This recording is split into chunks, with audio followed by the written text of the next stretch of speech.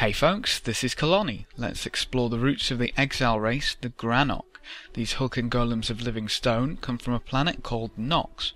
Every living thing on planet Nox is silicon-based, meaning pretty much everything from the plants to birds is made of the same stuff as the Granok, a rocky hard exterior with a soft centre of vital goodness. A few hundred years ago, civilization on Nox was fairly primitive. With only the basic levels of technology, the Granok lived in small isolated tribes scattered across their homeworld. They followed a simple philosophy known as the Way of the Stone. The tenets of this philosophy were simple. Though the world might shift around them, the Granok were unmovable and unchanging. They would make use of only the technology their own hands created and value honour above all else. Even though they were primitive, the Dominion saw great potential in these mobile mountains.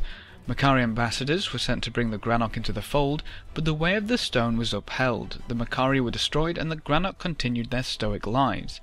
The ruling emperor of the Dominion was outraged and declared war on the Granok, deploying the Dominion fleet in full force to destroy those who would insult the empire. As the War of Nox raged on, the Granok were pushed back further and further. Though they fought with fearless and unrelenting determination on the field of battle, the Dominion's superior technology overpowered the Granok's primitive weapons. The Granok tribal chiefs prepared to accept their defeat honourably, proud that they had followed the ways of the stone until the very end. Not all Granok were as happy to die as the chiefs were. A young warlord named Durek refused to accept death and defeat, believing the Granok to be worth more than these alien invaders.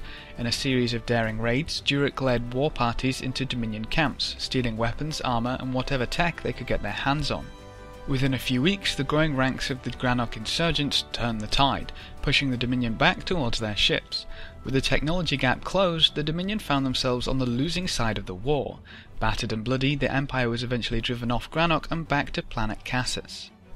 After the war ended, Durek and his followers returned victorious to their tribes, still armed with their stolen technology. Instead of being greeted as heroes, they were met with hostility by the Granok chieftains, who regarded their use of Dominion technology as a betrayal of the Way of the Stone. Durek was branded as the Stonebreaker, and his host of battle-scarred warriors were exiled from planet Nox forever. Using the Dominion spacecraft they had captured, Durek Stonebreaker and his followers took to the stars, forming into loosely structured free companies. They began to ply their trade as off-world mercenaries, making a name for themselves as tough, relentless fighters who could be counted on as long as the price was right and the client had nothing to do with the Dominion.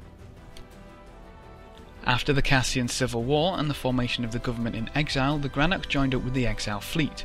Their partnership was made official in the Exile Accords, signed just before the exiles jumped to Nexus. Now they lead the Exile Free Companies, which serve as the de facto exile military in their fight against the Dominion. But the Granok still sell their services to anyone in the galaxy willing to meet their standards. Thanks for watching folks, good luck and have fun, and as always, I will see you next time.